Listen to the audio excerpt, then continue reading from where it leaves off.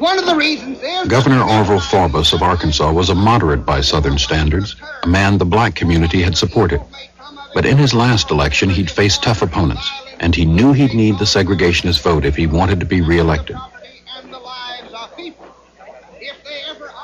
The night before school opened, Forbes made a decision. On an integrated basis, I have therefore, in accordance with the solemn responsibilities and the oath of my office, taken the following action.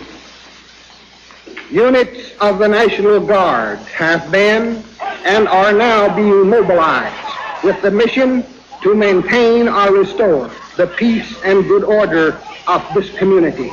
Advanced units are already on duty on the grounds of Central High School.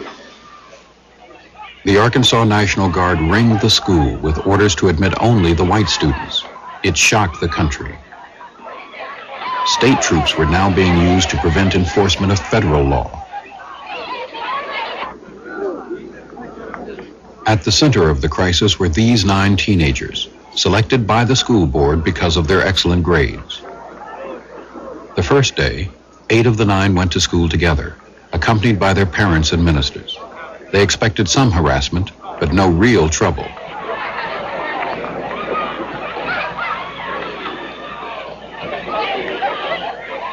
Forbes that ultimately the state could not resist federal authority. Forbes changed his tactic. He simply removed the National Guard, leaving only city police, in an explosive situation, as the Little Rock Nine entered Central High School.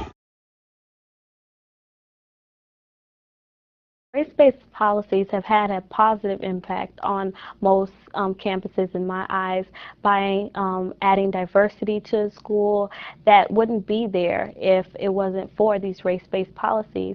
I believe that these schools, if they weren't commanded to get these policies, they wouldn't allow these students in, and the schools would just be of one ethnicity and of one background.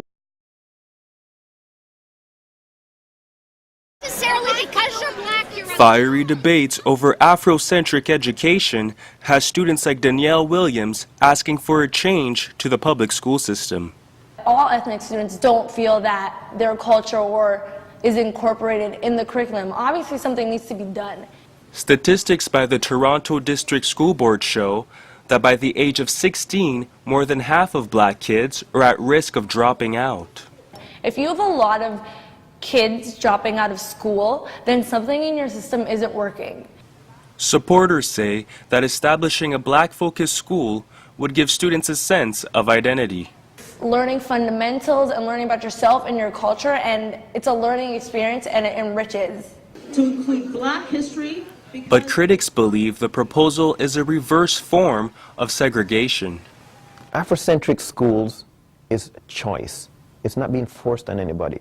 So to use the segregation card in this argument, in this discussion, I don't think it's appropriate.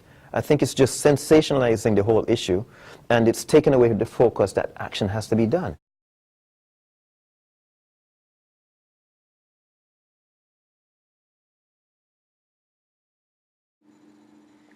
Now that you have seen 3 first-hand accounts of institutional racism, it's up to you to make a difference in our society.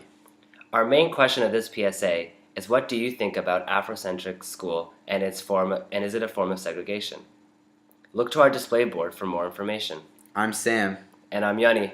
And let's make a difference.